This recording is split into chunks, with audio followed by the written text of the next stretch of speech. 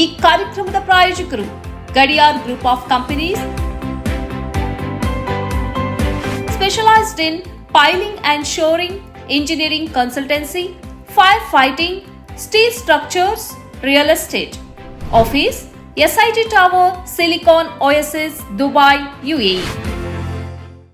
Kudukoli petrol pump Perla ವಿಶ್ವಾಸಾರ್ಹ ಸೇವೆಗೆ ಅಬ್ದುಲ್ಲಾ ಮಧುಮೂಲೆ ಸಾರಥ್ಯದ ಪೆರ್ಲಾ ಕುಡುಕೋಳಿ ಪಂಪ್ಗೆ ಭೇಟಿ ನೀಡಿ. ರಾಜ್ಯ ಹೆದ್ದಾರಿ 64ರಲ್ಲಿ ನಿಮಗಾಗಿ ಕಾಯುತ್ತಿದೆ.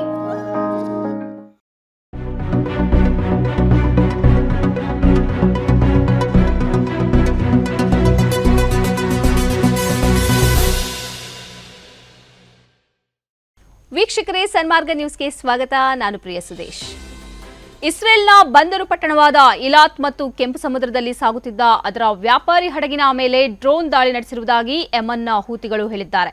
ಗಾಜಾದ ಮೇಲಿನ ದಾಳಿಯನ್ನ ಇಸ್ರೇಲ್ ನಿಲ್ಲಿಸದಿದ್ದರೆ ತಾವು ಡ್ರೋನ್ ದಾಳಿಯನ್ನ ಇನ್ನಷ್ಟು ಹೆಚ್ಚುಗೊಳಿಸುವುದಾಗಿ ಎಚ್ಚರಿಸಿದ್ದಾರೆ. ಗಾಜಾದ ಮೇಲೆ ಇಸ್ರೇಲ್ ದಾಳಿ ನಡೆಸಿದಂದಿನಿಂದ ಹೂತಿಗಳು ಮೆಡಿಟೇರಿಯನ್ ಸಮುದ್ರದಲ್ಲಿ ಸಾಗ್ತಾ ಇರುವ ಹಡಗುಗಳು ಮತ್ತು ಇಸ್ರೇಲ್ಗೆ ಬೆಂಬಲವಾಗಿ ನಿಂತಿರುವ ರಾಷ್ಟ್ರಗಳ ಹಡಗುಗಳ ಮೇಲೆ ದಾಳಿ ನಡೆಸುತ್ತಿದ್ದಾರೆ.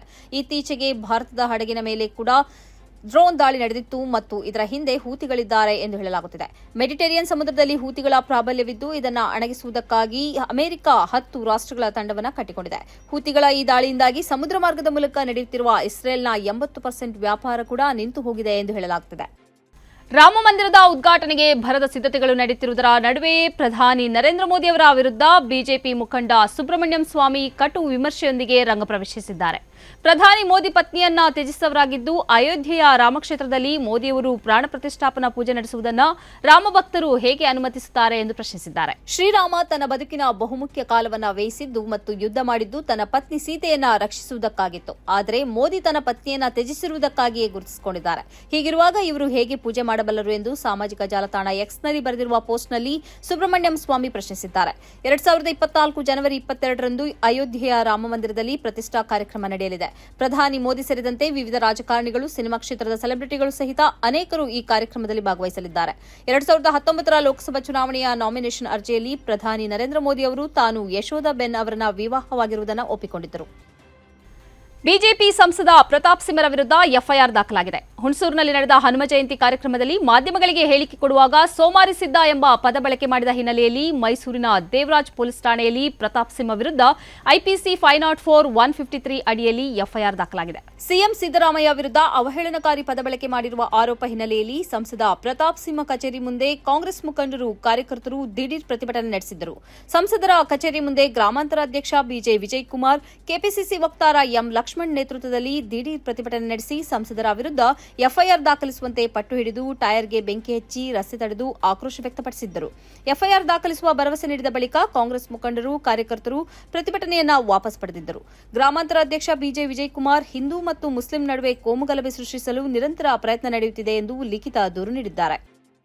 ರಾಜಕಾರಣ ಸಂಪೂರ್ಣ ಕೆಟ್ಟು ಹೋಗಿದೆ. ಶಾಲಾ ಮಕ್ಕಳಿಗೆ ಸಮವಸ್ತ್ರ, ಶೂ ಹಾಗೂ ಪುಸ್ತಕ ಕೊಡುವುದು ನಮ್ಮ ಕಮಿಷನ್ಗಾಗಿ ಎಂದು ಶಾಸಕ ರಾಜು ಕಾಗೆ ವಿವಾದಾತ್ಮಕ ಹೇಳಿಕೆ ನೀಡಿದ್ದಾರೆ. ಜಗತ್ತಿನಲ್ಲಿ ದರೋಡೆಕೋರರು, ಲೂಟಿಕೋರರು ಇದ್ದರೆ ಅದು ರಾಜಕಾರಣಿಗಳು ಎಂದು ಟೀಕೆ ಮಾಡಿದ್ದಾರೆ. ಖಾಸಗಿ ಶಾಲೆ ಬೀಳ್ಕೊಡುಗೆ ಸಮಾರಂಭದಲ್ಲಿ ಮಾತನಾಡಿದ ಅವರು, ನಮ್ಮ ಬಗ್ಗೆ ಹೇಳುತ್ತಾ ಹೋದರೆ ನಿಮಗೆ ನಮ್ಮ ಬಗ್ಗೆ ಇರುವ ಗೌರವ ಉಳಿಯುವುದಿಲ್ಲ. ಜಗತ್ತಿನಲ್ಲಿ ದರೋಡೆಕೋರರು, ಲೂಟಿಕೋರರು ಇದ್ದರೆ ಅದು ರಾಜಕಾರಣಿಗಳು ಎಂದು ಟೀಕೆ ಮಾಡಿದರು. ಈ ರೀತಿ ಹೇಳಿ ನಮ್ಮ ಮಾನವನ್ನ ನಾವೇ ತೆಗೆದುಕೊಂಡಂತಾಗುತ್ತದೆ. ಶ್ರೀಗಳ ಜೊತೆ ಗೌರವ ಕೊಟ್ಟು ನಮ್ಮನ್ನ ಕರೆದುಕೊಂಡು ಬರಬೇಡಿ. ನಮ್ಮನ್ನ ಹಿತ್ತಿಲ ಬಾಗಿಲಿಂದ ಕರೆದುಕೊಂಡು ಬನ್ನಿ. ಅಷ್ಟರ ಮಟ್ಟಿಗೆ ರಾಜಕಾರಣ ಹದಗೆಟ್ಟು ಹೋಗಿದೆ. ನಾವೆಲ್ಲರೂ ಶುದ್ಧರಿಲ್ಲ, ಪವಿತ್ರವಿಲ್ಲವೆಂದು ಹೇಳಿದ್ದಾರೆ. ಜಮ್ಮು ಕಾಶ್ಮೀರ್ ಮುಸ್ಲಿಂ ಲೀಗ್ ಅನ್ನು ಕೇಂದ್ರ ಗೃಹ ಸಚಿವಾಲಯ ನಿಷೇಧಿತ ಸಂಘಟನೆಯಾಗಿ ಘೋಷಿಸಿದೆ. ದೇಶ ವಿರೋಧಿ ಚಟುವಟಿಕೆಗಳನ್ನು ನಡೆಸುತ್ತಿರುವುದು ಪತ್ತೆಯಾದ ಹಿನ್ನೆಲೆಯಲ್ಲಿ ಯುಎಪಿಎ ಅಡಿಯಲ್ಲಿ ಸಂಘಟನೆಯನ್ನು ನಿಷೇಧಿಸಿರುವುದಾಗಿ ಕೇಂದ್ರ ಗೃಹ ಸಚಿವ ಅಮಿತ್ ಶಾ ಹೇಳಿದ್ದಾರೆ. ಹುರಿಯತ್ ಕಾನ್ಫರೆನ್ಸ್ನ ಮಧ್ಯಂತರ ಚೇರ್ಮನ್ ಆಗಿದ್ದ ಮಸಾರತ್ ಅಲಿ ಈಗ ಕಾಶ್ಮೀರ ಮುಸ್ಲಿಂ ಲೀಗ್ನ ಅಧ್ಯಕ್ಷರಾಗಿದ್ದಾರೆ. ಈ ಮೊದಲು ಸೈಯದ್ ಅಲಿ ಶಾ ಗಿಲಾನಿ ಅವರು ಅಧ್ಯಕ್ಷರಾಗಿದ್ದರು. ಈ ಸಂಘಟನೆ ಮತ್ತು ಅದರ ಸದಸ್ಯರು ದೇಶದ್ರೋಹಿ ಕೃತ್ಯಗಳನ್ನು ನಡೆಸುತ್ತಿದ್ದಾರೆ ಮತ್ತು ಉಗ್ರವಾದಿಗಳಿಗೆ ನೆರವಾಗುತ್ತಿದ್ದಾರೆ. ಹಾಗೆಯೇ ಜಮ್ಮು ಕಾಶ್ಮೀರದಲ್ಲಿ ಇಸ್ಲಾಮಿ ನಿಯಮಗಳ ಸ್ಥಾಪನೆಗೆ ಜನರನ್ನ ಪ್ರಚೋದಿಸುತ್ತಿದ್ದಾರೆ ಎಂದು ಅಮಿತ್ ಶಾ ಹೇಳಿದ್ದಾರೆ.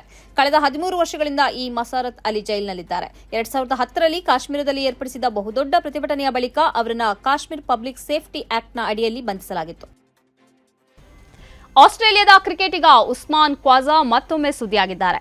ಪಾಕಿಸ್ತಾನದ ಎದುರಿನ ಟೆಸ್ಟ್ ಕ್ರಿಕೆಟ್ ಪಂದ್ಯದ ವೇಳೆ ಗಾಜಾಕ್ಕೆ ಬೆಂಬಲ ಮತ್ತು ಶಾಂತಿಯ ಪರ ಬರಹ ಪ್ರದರ್ಶಿಸಿದ್ದಕ್ಕೆ ಐಸಿಸಿ ಅಥವಾ ಇಂಟರ್ನ್ಯಾಷನಲ್ ಕ್ರಿಕೆಟ್ ಕೌನ್ಸಿಲ್ ಅವರನ್ನು ತಡೆಹಿಡಿದಿತ್ತು.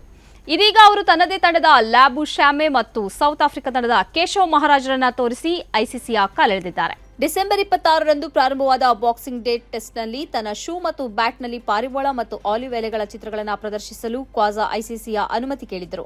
ಇದಕ್ಕಿಂತ ಮೊದಲು ನಡೆದ ಪ್ರಥಮ ಟೆಸ್ಟ್ ಪಂದ್ಯದಲ್ಲಿ ಎಲ್ಲಾ ಜೀವಗಳು ಅಮೂಲ್ಯ ಮತ್ತು ಸ್ವಾತಂತ್ರ್ಯ ಮಾನವ ಹಕ್ಕಾಗಿದೆ ಎಂಬ ಸಂದೇಶವುಳ್ಳ ಶೂ ಧರಿಸುವುದಕ್ಕೆ ಅನುಮತಿ ನಿರಾಕರಿಸಲಾಗಿತ್ತು.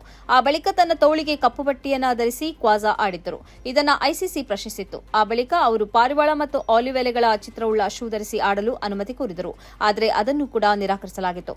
ಎಲ್ಲರಿಗೂ ಕ್ರಿಸ್ಮಸ್ ಶುಭಾಶಯಗಳು. ಬಾಕ್ಸಿಂಗ್ ಡೇಯಲ್ಲಿ ಕೆಲವೊಮ್ಮೆ ನಗಬೇಕಾಗುತ್ತದೆ ಎಂಬ ಶೀರ್ಷಿಕೆಯಲ್ಲಿ ಅವರು ವಿಡಿಯೋವೊಂದನ್ನು ಆ ಬಳಿಕ ಹಂಚಿಕೊಂಡಿದ್ದಾರೆ.